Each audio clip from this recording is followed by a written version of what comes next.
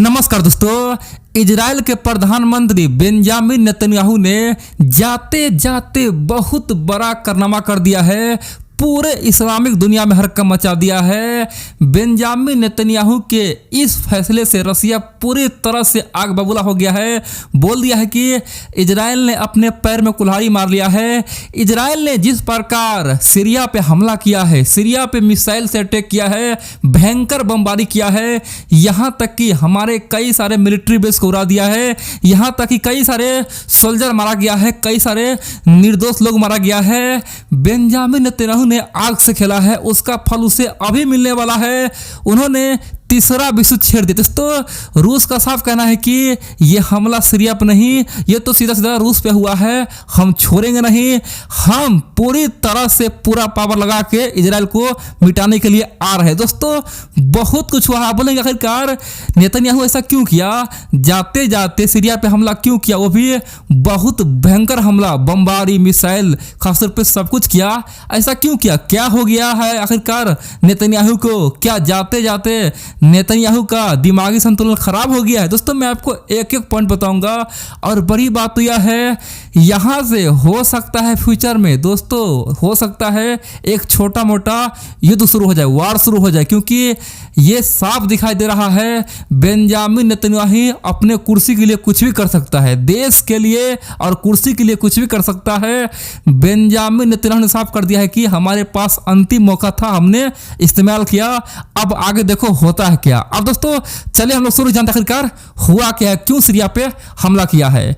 आप लोग जानते हैं दोस्तों, वर्तमान में सीरिया केवल नाम के लिए एक देश है, बाकी तो पूरी तरह से रूस का गुलाम बना हुआ है। रूस का आज सीरिया में जगह जगह आर्मी बेस है, मिलिट्री बेस है, क्योंकि आप जानते हैं 2015-16 में जब अमेरिका, यूरोप वाले चाहता था कि सीरिया में पूरी तरह से वहाँ पे जो बल असर का सरकार है वो गिर जाए, वहाँ पे एक नया सरकार बन जाए, उस समय दोस्तों रूस ने ओपनली यूरोप और अमेरिका को धमकी दिया था कि किसमें हिम्मत है जो सीरिया में ऐसा कर दिखाए। अगर सीरिया पे एक बम गिरेगा तो हम यूरोप अमेरिका पे 100 बम मारेंगे।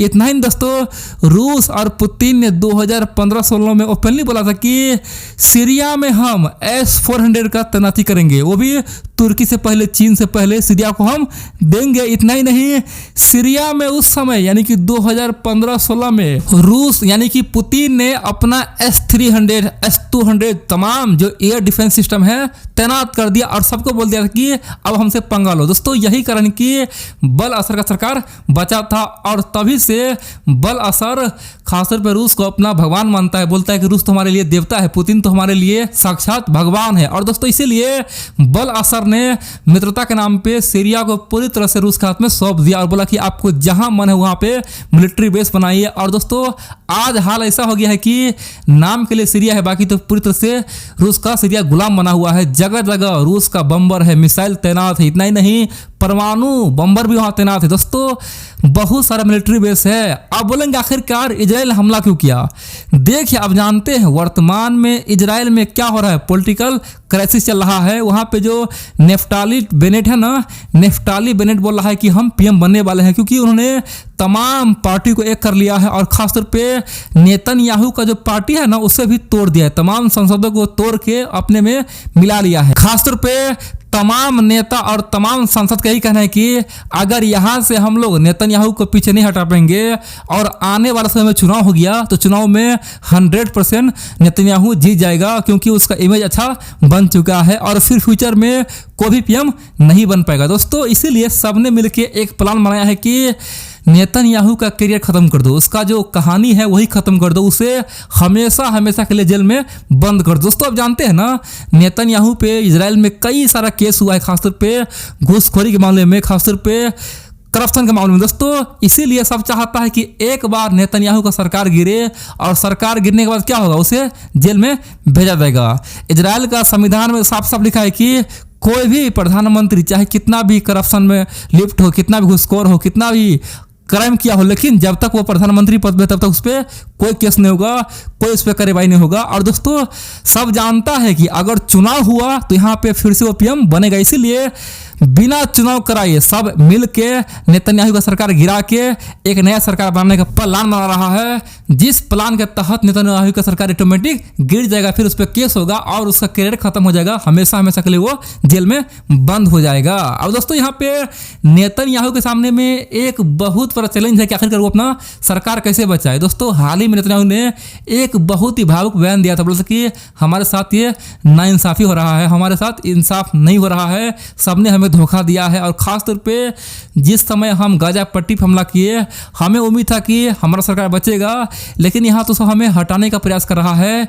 ये बहुत बड़ा धोखा है, खासतौर पे लोकतंत्र में खासतौर पे बहुत बड़ा अत्याचार हुआ है, लोकतंत्र का हत्या हुआ। दोस्तों नेतन्याहू भावुक हो गया और बोला कि हम सब प्रयास करेंगे, और इसीलिए नेतन्याहू चाहता है कि इसी दौरान कोई वार शुरू हो जाए। दोस्तों नेतन्याहू ने एक कैंपेन शुरू किया है, वो है बहुत जल्द, चाहे सीरिया हो, लेबनान हो या फिर इजिप्ट हो या फिर ईरान हो, दोस्तों नेतन्याहू सब पे हमला करेगा। अब जानते हैं अभी अभी सीरिया पे हमला हुआ है और लेबनान पे हमला हुआ है।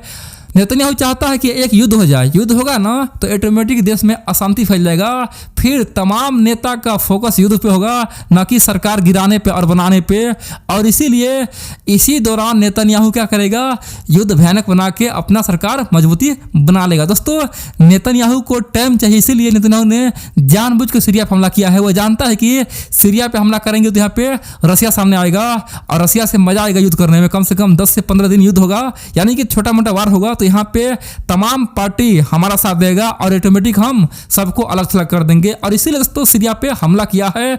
सीरिया पे हमला बहुत भयानक तरीका से किया है, कह सकते हैं कि सीरिया में दोस्तों जो मिलिट्री बेस है रूस के, उस पर किया गया। इतना ही नहीं, सीरिया में 10 से 12 आदमी का मौत हो चुका है। अब दोस्तों आप बोलेंगे चलो मान लेते हैं ये नेतन्याहू का बहुत बड़ा प्लान है, तो क्या यहाँ पे ईरान अटैक कर देगा, तो क्या यहाँ पे सीरिया अटैक कर देगा। देखिए चाहे ईरान हो या सीरिया हो फिर या लेबनान हो, सब चाहता है कि नेतन्याहू जाए। दोस्तों सब चाहता है कि ये जेलें बंद हो। इसीलिए आप देखेंगे नेतन्याहू कितना भी हमला करेगा, चाहे सीरिया पे कर ले, लेबनान पे कर ले, उसका जवाब कोई नहीं देगा। सब चाहता है कि वहाँ पर सरकार गिरे, वहाँ पे अशांति आए। और दोस्तों इसीलिए केवल रसिया बयानबाजी करके चुप है और कुछ नहीं बोलेगा। रसिया जानता है कि यहाँ पे नेतन्याहू अपना सरकार बचाने के लिए ऐसा कर रहा है। अगर हम खासतौर पे सीरिया का मदद करते हैं और सीरिया के द्वारा खासतौर पे इजराइल पे हमला करते हैं, तो खासतौर पे ये पुतिन का बहुत बड़ा हार होगा और नेतन्याहू का जीत हो जाएगा।